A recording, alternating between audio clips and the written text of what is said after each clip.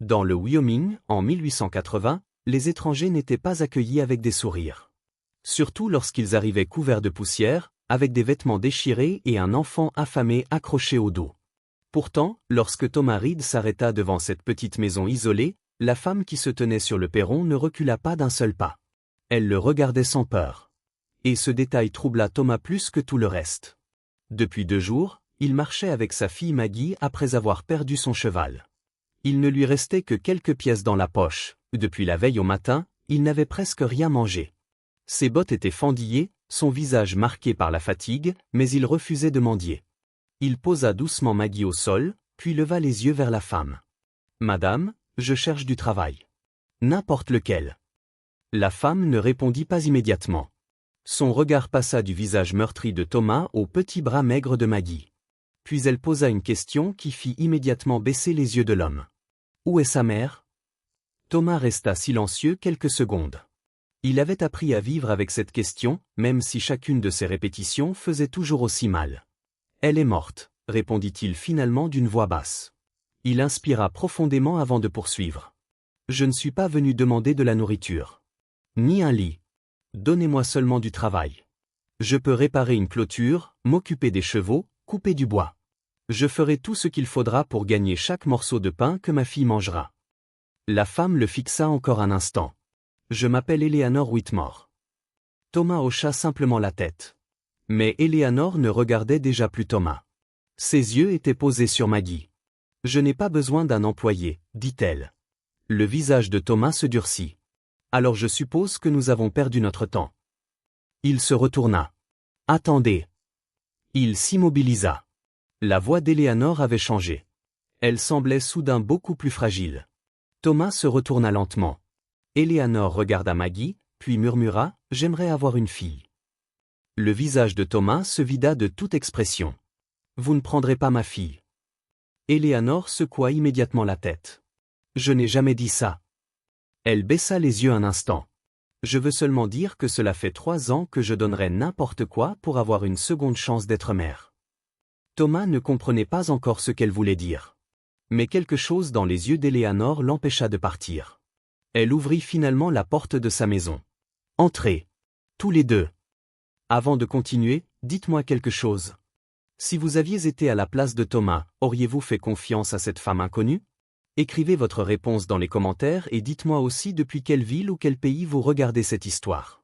Peut-être que votre ville sera la prochaine que nous saluerons dans une prochaine histoire. » 3 ans auparavant, Eleanor avait connu une douleur qu'elle croyait impossible à survivre. Sa petite fille Rose, âgée de seulement 5 ans, était tombée gravement malade.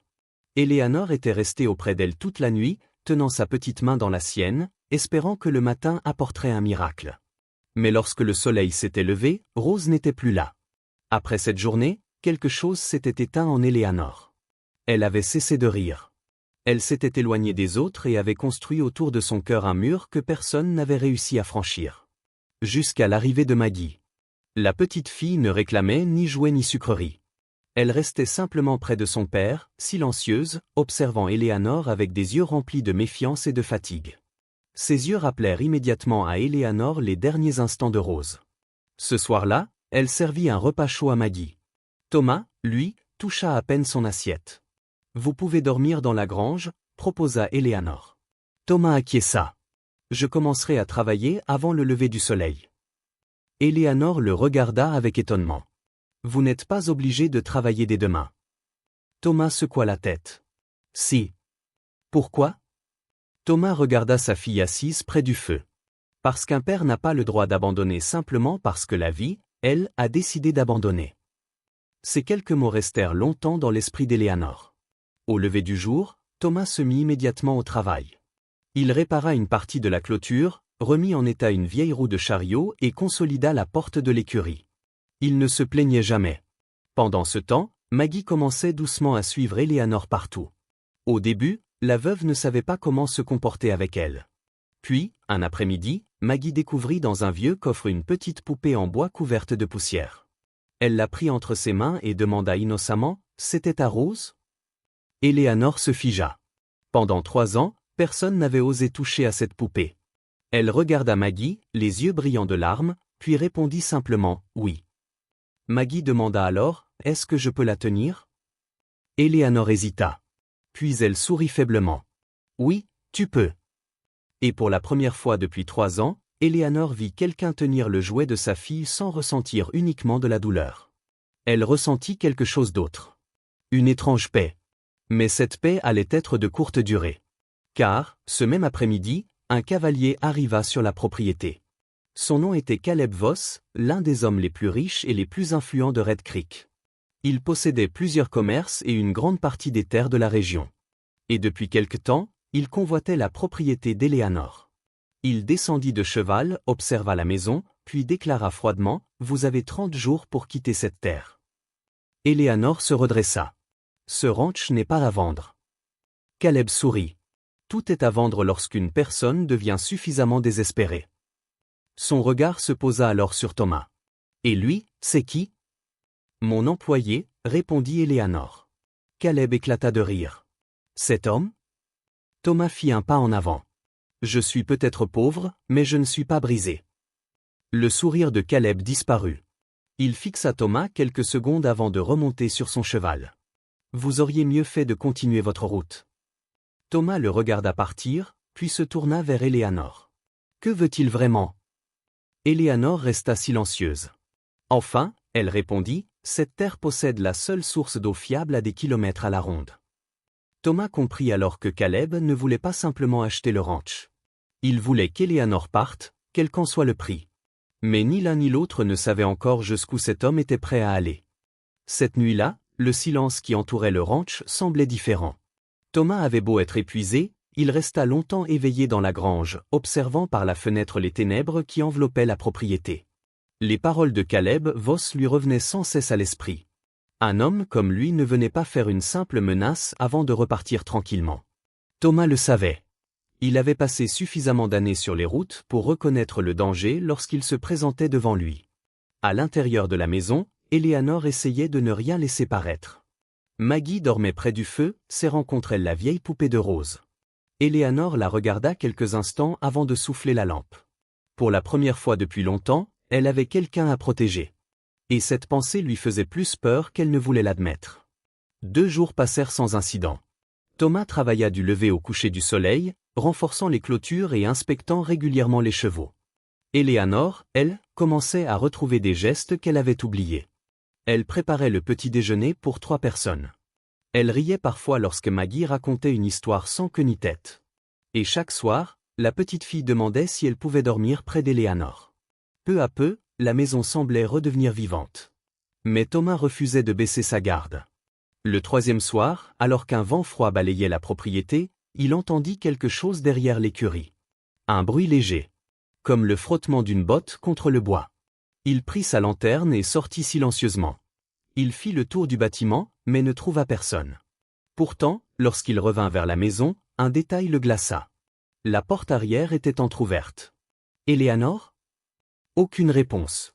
Il entra rapidement. Eleanor se trouvait dans la pièce principale, mais son visage était devenu livide. « Où est Maggie ?» demanda-t-elle. Thomas sentit immédiatement son cœur s'arrêter. Eleanor se retourna vers le couloir. Le petit lit était vide. « Maggie !» cria Thomas. Il courut dehors. Un hennissement retentit derrière la grange. Puis il aperçut 2 silhouettes masquées qui tentaient d'emporter la petite fille vers un cheval. Maggie se débattait en criant « Papa! Papa !» Thomas se précipita sans réfléchir. Il attrapa l'un des hommes par le manteau et le projeta violemment au sol. Le second tenta de tirer Maggie vers le cheval. Thomas lui sauta dessus. Les 2 hommes roulèrent dans la poussière. Mais soudain, un éclat métallique apparut dans la nuit. Le 2e homme venait de sortir un fusil. Thomas se retourna juste à temps pour voir le canon se lever. Au même instant, Eleanor apparut sur le perron, un vieux fusil entre les mains. « Lâchez-la, Kiate !» L'homme hésita. Puis le coup partit.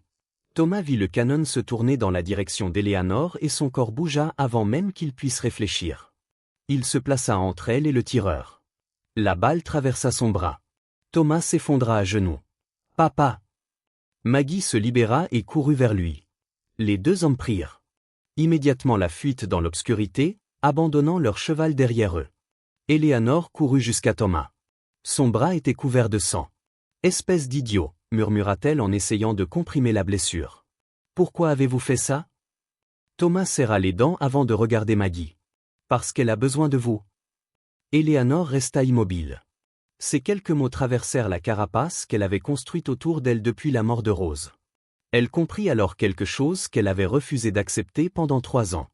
Aimer Maggie ne signifiait pas oublier Rose. La petite fille n'était pas là pour remplacer son enfant. Elle était simplement entrée dans sa vie au moment où Eleanor avait le plus besoin de retrouver une raison d'espérer. Le lendemain matin, alors que Thomas changeait son bandage, il remarqua quelque chose sous la selle du cheval abandonné par les agresseurs. Un morceau de papier plié était coincé dans le cuir. Il le tira lentement et le déplia. Son visage se durcit immédiatement. C'était une lettre portant le nom de Caleb Voss. Les instructions étaient claires, effrayer Eleanor jusqu'à ce qu'elle quitte le ranch. Mais une phrase située au bas de la page fit monter le sang de Thomas. Si nécessaire, prenez la fille. Elle cédera tout pour la récupérer. Thomas relut cette phrase plusieurs fois. Il n'avait plus aucun doute. Caleb avait ordonné l'enlèvement de Maggie. Et cette fois, Thomas ne comptait pas attendre qu'un autre homme vienne défendre sa famille. Il enfourcha le cheval et partit immédiatement pour Red Creek. Lorsqu'il arriva devant le saloon, Caleb était déjà là, entouré de 2 de ses hommes. Thomas descendit de cheval et marcha vers lui. Caleb esquissa un sourire. « Je pensais que tu avais compris mon avertissement. » Thomas sortit la lettre de son manteau. « Je l'ai compris. C'est justement pour ça que je suis venu. » Le sourire de Caleb disparut. « Tu ne sais pas à qui tu t'adresses. » Thomas s'arrêta à quelques pas de lui. « Non. Je sais exactement à qui je m'adresse. À un homme qui fait enlever des enfants parce qu'il n'arrive pas à obtenir une terre honnêtement. » Caleb arracha presque la lettre de ses mains. Son regard parcourut rapidement les lignes. Puis, sans prévenir, son poing frappa Thomas au visage. Thomas chancela. Quelques secondes plus tard, les 2 hommes se battaient au milieu de la rue. Caleb était plus grand et plus lourd, mais Thomas avait quelque chose que son adversaire ne possédait pas, une raison de rentrer vivant. Chaque fois qu'il tombait, il pensait au visage de Maggie. À sa petite main serrant la sienne. À la promesse silencieuse qu'il lui avait faite de ne jamais l'abandonner. Caleb finit par le plaquer contre un poteau et leva le poing pour porter le dernier coup. Thomas, à bout de force, entendit alors dans sa mémoire la voix de sa fille. « Papa, ne me laisse pas. » Il trouva une dernière réserve d'énergie et repoussa Caleb avec violence. Un coup final l'envoya au sol. À cet instant, le shérif arriva. Thomas lui tendit la lettre. « Lisez-la. » Le shérif parcourut les lignes et son expression changea. Pour la première fois, Caleb Voss semblait avoir perdu son assurance. Mais alors que Thomas croyait enfin pouvoir rentrer auprès d'Eleanor et Maggie, le shérif leva les yeux vers lui. « Thomas, cette lettre pourrait ne pas être la seule preuve. » Thomas fronça les sourcils. « Qu'est-ce que vous voulez dire ?» Le shérif regarda Caleb, puis baissa la voix. « Il y a quelque chose que vous devez savoir sur la propriété d'Eleanor. » Et soudain, Thomas comprit que l'histoire n'était peut-être pas seulement une affaire de terre et d'eau. Quelqu'un cachait encore un secret, et ce secret pouvait changer complètement l'avenir d'Eleanor et de Maggie. Thomas resta silencieux devant le shérif, attendant la suite. Mais l'homme finit par secouer la tête.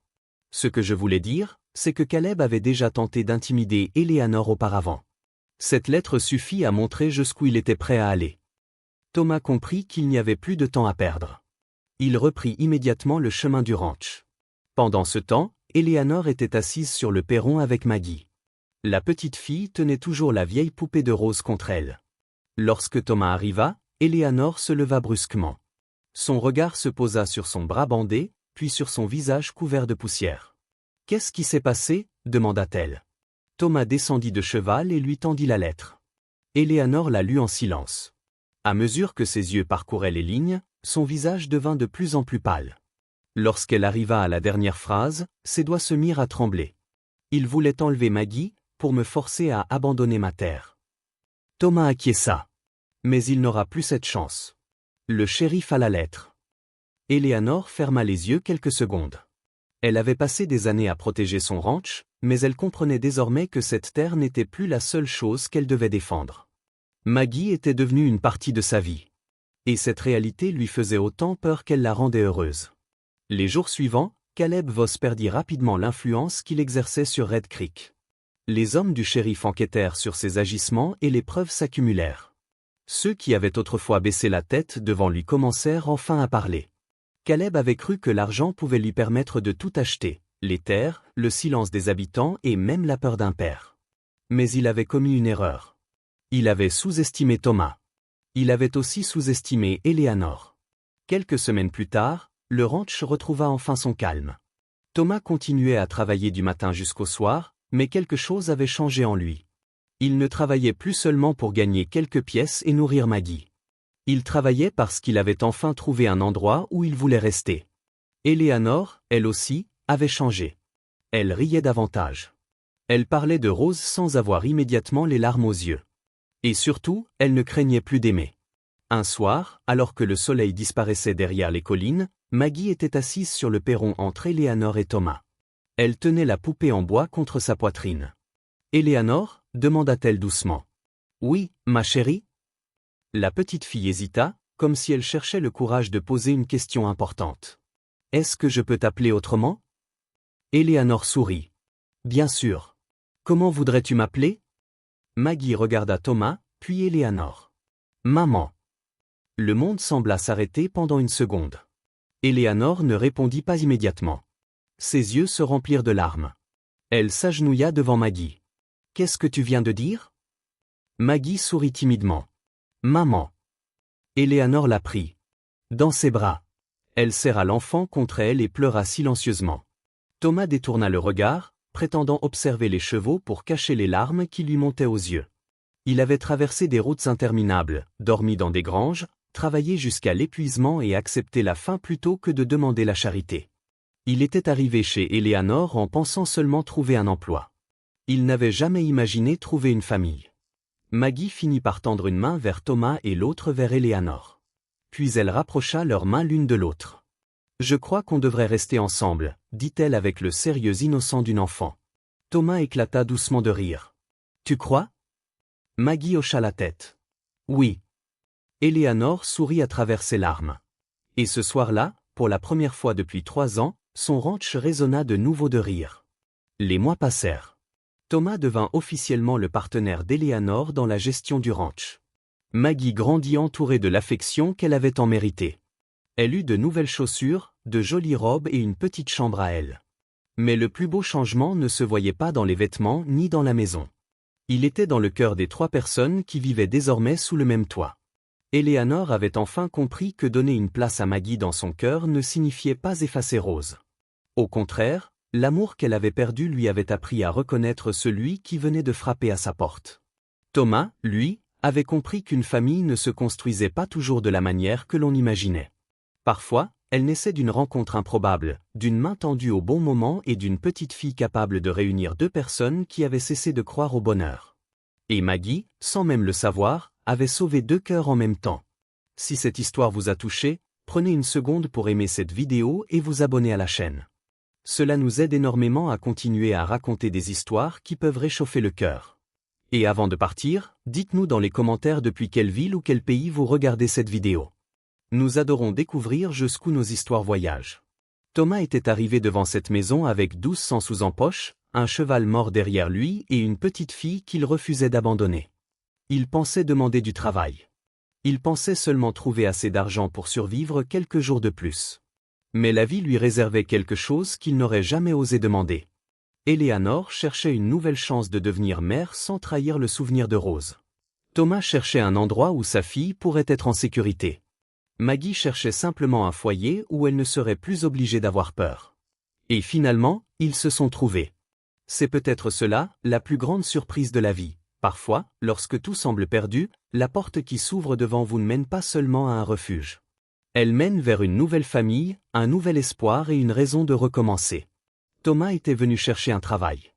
Eleanor pensait avoir perdu sa capacité à aimer. Maggie pensait seulement avoir besoin de son père. Aucun des 3 ne savait qu'en se rencontrant ce jour-là, ils allaient changer pour toujours le destin des autres. Et peut-être que certaines familles ne sont pas celles avec lesquelles on est, mais celles que la vie place sur notre chemin au moment où nous en avons le plus besoin.